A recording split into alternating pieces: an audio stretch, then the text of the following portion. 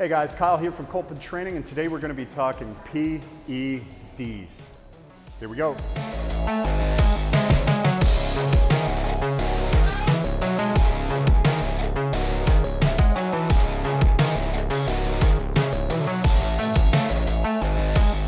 Little disclaimer before we start. What you choose to do with your life is your choice. It's not mine. I'm just here to better educate you guys. That's all. If you have any questions, please put them in the comment box down here. I'll get back to you as soon as I can. Myself, I love them. I've always loved them, but there is a thin line between use and abuse. And we're gonna go over how you can better cater to your health while you're doing these things, but always understand, steroids are dangerous. They are not healthy. You might not have problems today in the immediate here and now, but I can almost certainly guarantee you that with long-term use and even abuse of these products, you're very likely to in the future. If you think living to 50 is a life well lived, you're probably well under 30 and it hasn't hit you yet. You're 35, just having kids, 40, maybe your kids are 10, 11, 12. Trust me, the thought of only living 10 or 15 more years, not a fun one. So here we go. All right, so P.E.D. use. What are we talking about here? We're talking about your type 1, type 2 androgens, right? Your testosterones, but also your primo, your nandrolones, and all those other compounds that people tend to mix together. We'll start with the positives here, okay? Because there are a lot of negatives that we can go over, but one of the big positives moving forward is that, yes, these compounds will help you get that freaky mass. You will have that structure, like you're tight, you're well put together, your body's full, you're performing at a higher level. And don't get me wrong, when we all started, that's what we wanted. We could feel that strength, and that strength would convey into muscle growth, right? We were hungrier, we looked better. You know, we got more compliments from those around us, and those things tend to feed that kind of mentality. So don't get me wrong, I get it, I love it, and especially if you're looking to compete. Let's face facts here, guys. Competition requires P.E.D, period, in this realm. Bodybuilding, competitive on stage, be it whatever category you're in, at some point or another, there's a great likelihood that you're doing it. Don't get me wrong, you can still achieve a very good physique without them, but it won't be the same. Cold hard math will not be the same, regardless of what you might think about your genetics and how well put together you are. I'm no C.T. Fletcher. You're probably not him either. The guy is a freak. There are plenty of other examples. Freak in a good way, don't get me wrong. Admire the hell out of him. Heard him a few weeks back on the Joe Rogan podcast. That thing was amazing. Joe, thumbs up to you, buddy. You're always doing great work. And CT, thumbs up to you too. Sorry about your recent health effects, bud.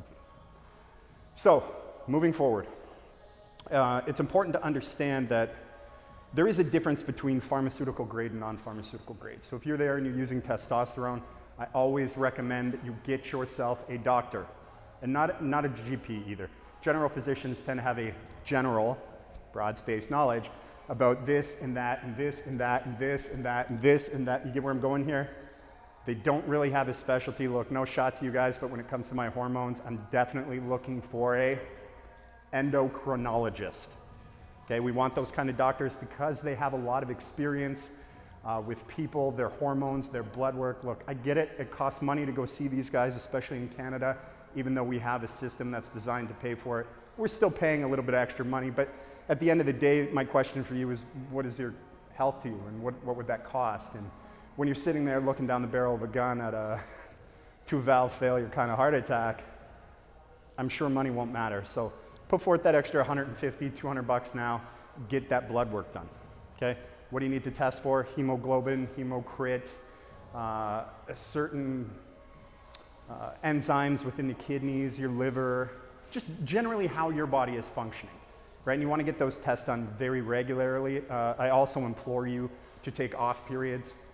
I know that's not the norm these days with social media going the way it is and people having this need to look a particular way in order to get likes and fans and follow-somes, but guys, time off is actually going to be beneficial for you, because you're going to step back from those compounds, and those compounds are then going to have a greater effect on your body when you go to use them again.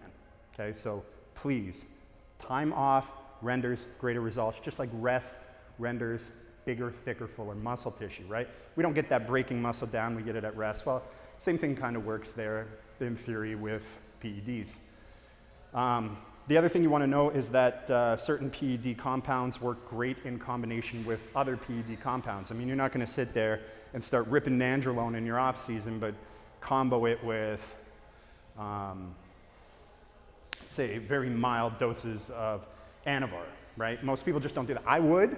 Most people don't. My reasons notwithstanding are that the compounds do mix well with each other, and that Winstrol is just a little on the toxic end, right?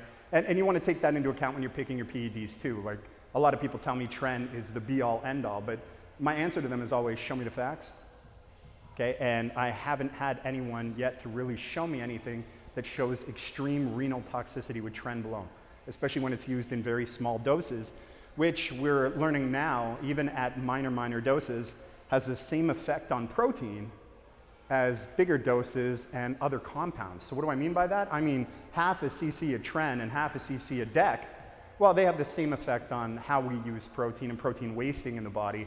So we want to make sure that, you know, we're not abusing and we're getting the benefits from it, right? Because at the end of the day, all that growth and development, it's going to come from the food you're eating and the rest you're taking and the way that you're training. These are very much like a supplement, and by definition, a supplement is just something that adds to our performance and our ability to move forward.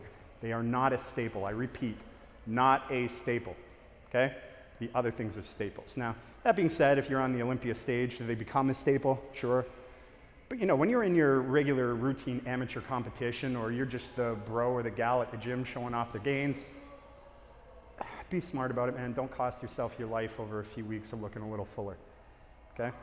Your body's gonna give you signs, okay? If you notice that you're having skin discolorations, right? Even when you're lean, or you're reeking of insulin, say you're using insulin, or you're not sleeping, or hypertension is going through the roof, you're doing your blood pressure, which is another thing you should check 24/7, and it's skewed to the nines, be it too high or too low, you should probably wean down, okay? And if those things are still prevalent and present, which you'll see in your blood work, time to take a step back.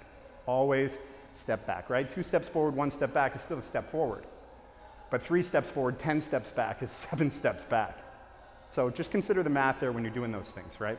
Another thing you want to take into account is whenever you're using high amounts of tests, because let's face it, most guys that use are upwards to 1 gram, and it's usually not pharmaceutical grade. Although the difference is minimal in terms of the negative effect, you just never know what someone's putting into that vial. Don't kid yourself, you never know. It is important to give blood regularly so that the red blood cell count doesn't get too astronomical and start to have negative effects on your heart and your brain.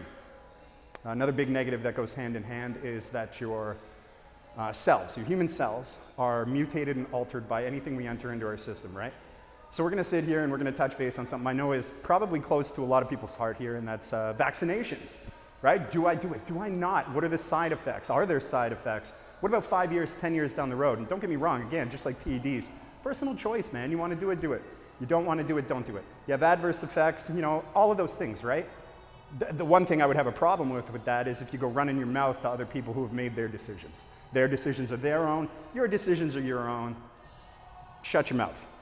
It's that simple. Don't be stupid, okay? Same thing though, is it does affect you on a cellular level, and it, like anything else we add into our system, right? Be it someone abusing prescription medications or, you know, anything of that nature, it will attack us cellularly. Okay, and a lot of people think that these things just relate to hypertension and other effects in the body, but truth is, as cellular damage and membrane damage starts to happen more and more and more, that's when we become more susceptible to those things that would cause strokes and other serious adverse side effects, right? And then of course, if we're ripping insulin 24/7, our blood sugars change, and the amount of free-flowing blood sugar that we do have at high content, because we're eating like champions, does affect our brain, and it's those simple sugars that later in life can cause things like Alzheimer's. So to avoid things like that, it's imperative that you're being intelligent. Now, On the topic of nutrition, whenever you're using these things, you do want to do everything within your power to protect yourself on a cellular level. Now, what do I mean by that? Well, I mean, don't be that one rope-a-dope who's sitting there eating nothing but rice, potatoes, and steak 24/7, because the likelihood that you're gonna wind up with a heart attack is greatly elevated. I'm not saying that it's gonna happen to you.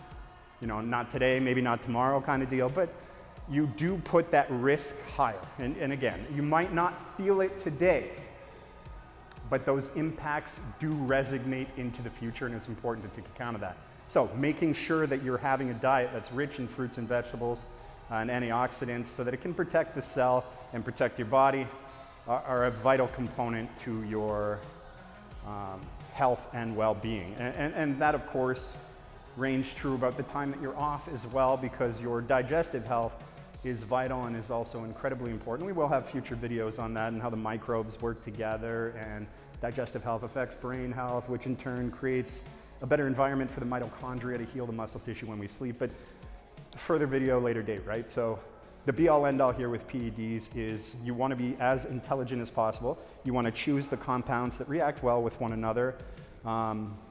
You want to make sure that you're doing everything on your end to protect your health and to always be aware of your health, right? Because that awareness is pinnacle, right? If you're not aware of it, things could be happening in your system that are negative that you don't want to have happen. So you get yourself a doctor, like we talked about, an endocrinologist who can take care of all those things for you and is relatively mum about the whole situation, because we know that if you're in the United States of America or somewhere else, you tend to have to disclose that stuff to your life insurance policy and other things like that. And you know, we kind of don't want to get kicked in the butt on that one either. So those types of doctors are important. And those same things work with growth hormones and insulin, like I talked about. But you know, first and foremost, be safe. And again, guys, if you have any questions or any comments, you can shoot me up in the comments, or you can hit me up online. Look, I'm more than happy to help you guys within reason, and if I have the time to do it. Please be patient sometimes, though, because I do get overwhelmed with a lot of questions. Yeah, so that basically sums that up, guys. All the best. I hope you enjoy your day, your weekend, your workouts, and whatever you guys got going on the horizon. Lockdown was tough for all of us, so it's nice to finally be outside enjoying the beautiful weather. I'm Kyle from Kolpin Training. We're here at Pure Muscle and Fitness. Don't forget to like, share, and comment so I can get more content out to you guys that's a little more intelligible and guides you in the right direction in both life and fitness. Take care.